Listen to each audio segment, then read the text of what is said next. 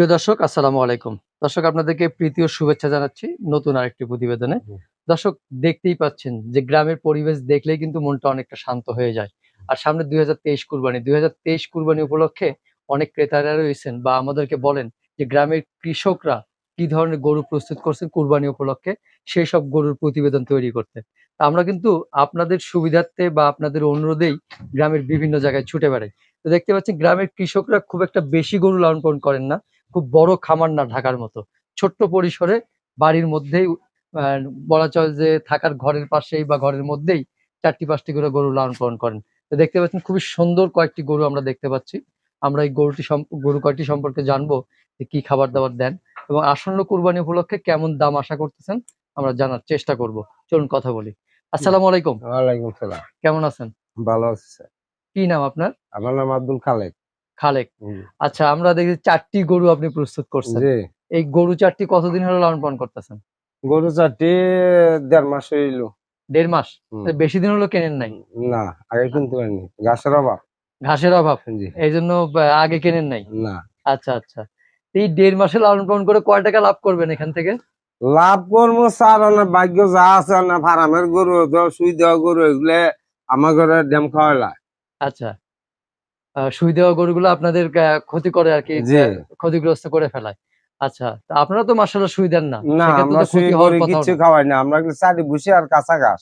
চাটি ভুসি আর কাঁচা ঘাস। কাঁচা ঘাস। দানাদার খাবার বেশি খাওয়ান না? না। আচ্ছা, তার মানে কাঁচা ঘাসটাই বেশি। জি।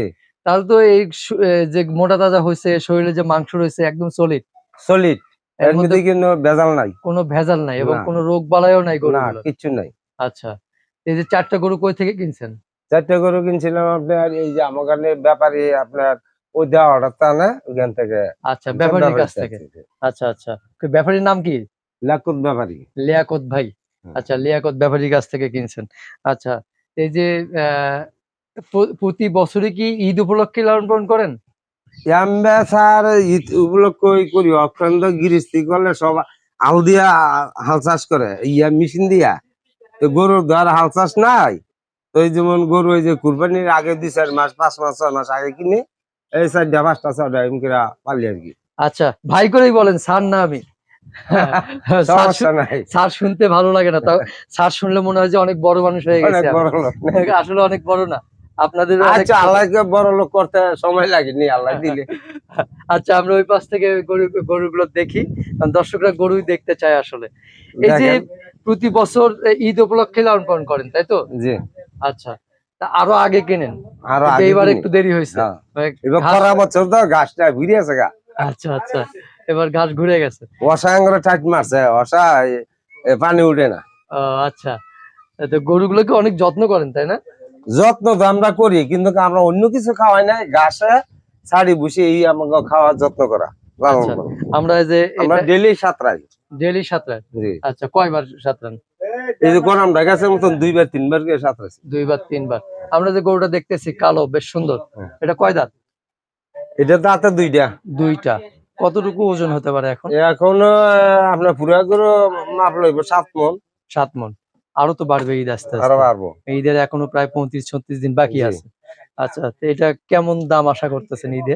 অনেক ধরনের এটা ২ লক্ষ টাকা না বেচলে আমাকে তো লাভবান হইতে পারবো না কিছু। আচ্ছা, মানে ২ এর উপর যেতে হবে, হ্যাঁ, তাহলে ২ একটু এর উপরে। থাকবে। না হলে চালানো থাকবে না। না। মানে খাবার দাবার দিয়ে অনেক পড়ে যাবে। আচ্ছা, দর্শক শুনলেন যে প্রায় ৭ মণ না জি। এখন? তাহলে তো ঈদ আস্তে আস্তে এটা প্রায় ৭.৫ মণের কাছে যাবে। যাবে। না হলে হয়তো ৫-৭ কেজি এদিক সেদিক হতে পারে। না, অনেক একটু বাড়বো বেশি। আচ্ছা, আচ্ছা। তারপরে এইটা কি জাত এইটা? এটা তো এই ৩টা হলো দেশি, আর এটা অস্ট্রেলিয়া কয়। অস্ট্রেলিয়ান ক্রস আর কি। খরচ। আচ্ছা, আর এটা দেশি? দেশি, এই আচ্ছা। ৩টা দেশি।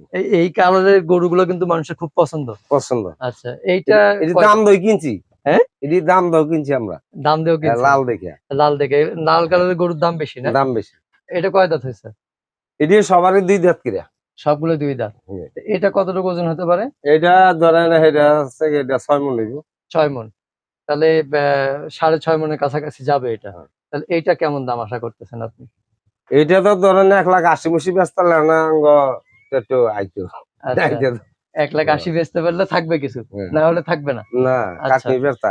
তারপরে এই যে এই গরুটা মাশাআল্লাহ অনেক হ্যাঁ। সুন্দর। এইটাও সুন্দর, এটা সমান সমান হ্যাঁ, এটা একই ওজন হবে? জি তাহলে এটাও 1,80,000 আশা করতেছেন? জি। আচ্ছা, আচ্ছা। এটা ২ দাঁত না? 2 দাঁত। আচ্ছা। এই যে গরুগুলো চিকিৎসা কিভাবে দেন? মানে অসুখ-বিসুখ যেগুলো যে অসুখ হইলে আমরা এই গোবর লইয়া হেমাদপুর হ্যাঁ, যায় ডাক্তার আছে, আচ্ছা। ডাক্তারে গোবরটা পরীক্ষা করে হাতে ওষুধ দেয়।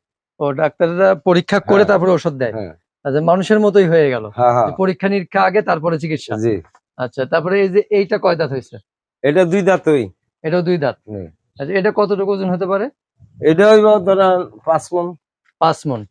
আচ্ছা। তো এটা কেমন দাম আশা করতেছেন আপনি? এটা তো হেডির হিসাবে যে ধরেন 20,000 টাকা কম, 1,60,000। ১,৬০,০০০। আচ্ছা।